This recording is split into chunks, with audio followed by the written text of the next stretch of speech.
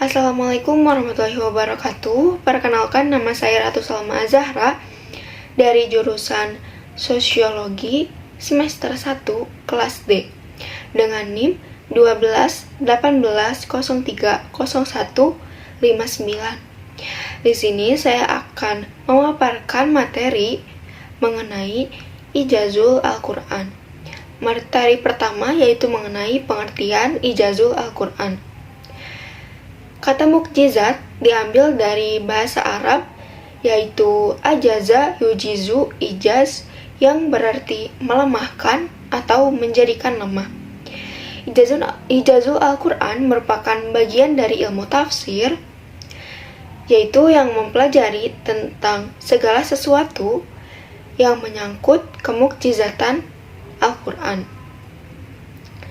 Yang dimaksud kemukjizatan Al-Quran di sini adalah memberi pengertian kepada mereka tentang kelemahan mereka untuk membuat atau mendatangkan sesuatu yang sejenis dengan Al-Quran.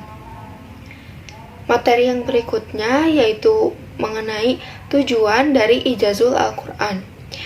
Tujuan yang pertama yaitu untuk membuktikan kerasulan Nabi Muhammad Shallallahu Alaihi Wasallam.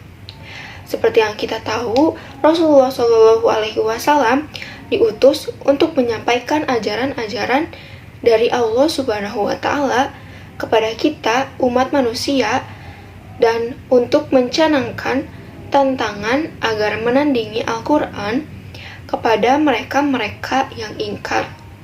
Tujuan yang kedua yaitu untuk membuktikan bahwa kitab suci Al-Quran ini benar-benar merupakan wahyu dari Allah Subhanahu wa Ta'ala. Yang ketiga yaitu untuk menunjukkan kelemahan mutu sastra dan balaghah bahasa manusia.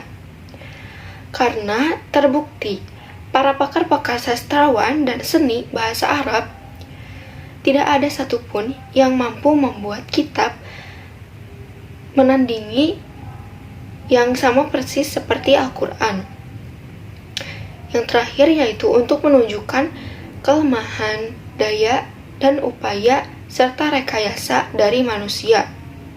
Materi selanjutnya yaitu mengenai macam-macam Ijazul Al-Quran. Yang pertama ada Ijazul Balagi, yaitu kemukjizatan segi sastra balaghahnya. Al-Quran adalah suatu kitab yang sangat piawai dalam ilmu balaghahnya. Sebab setiap kalimat yang ada dalam Al-Quran dapat mewakili suatu makna dan maksud kalimat tersebut. Yang kedua ada Ijazul Tasyril, yaitu kemukjizatan dari segi pensyariatan hukum-hukum ajarannya yang muncul pada masa penetapan hukum-hukum syariat Islam. Yang ketiga ada Ijazul Ilmu, yaitu kemukjizatan segi ilmu pengetahuan. Seperti yang kita tahu, jumlah ayat tentang ilmu dalam Al-Quran mencapai 750 ayat yang mencakup dari berbagai cabang ilmu pengetahuan. Yang keempat yaitu Ijazul Adadi. Ijazul Adadi yaitu kemukjizatan dari segi kuantiti atau matematis atau statistik yang muncul pada abad ilmu pengetahuan dan teknologi seperti sekarang ini. Yang terakhir yaitu materi mengenai aspek-aspek kemukjizatan Al-Quran.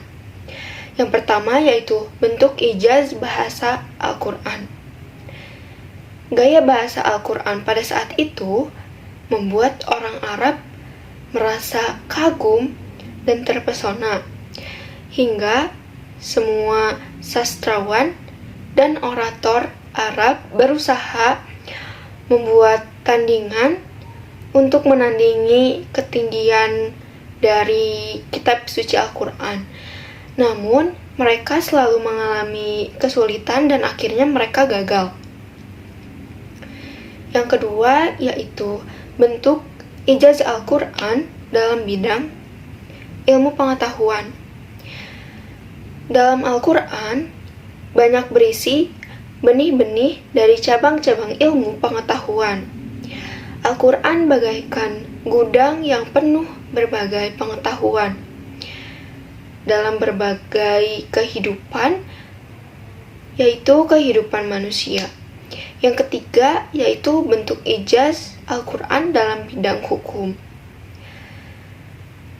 Jadi maksudnya di sini yaitu Al-Quran menjadi pokok akidah, norma-norma, keutamaan, sopan santun, undang-undang, ekonomi, politik, sosial, dan kemasyarakatan, serta menjadi sumber hukum-hukum bagi kita saat beribadah kepada Allah Subhanahu wa Ta'ala.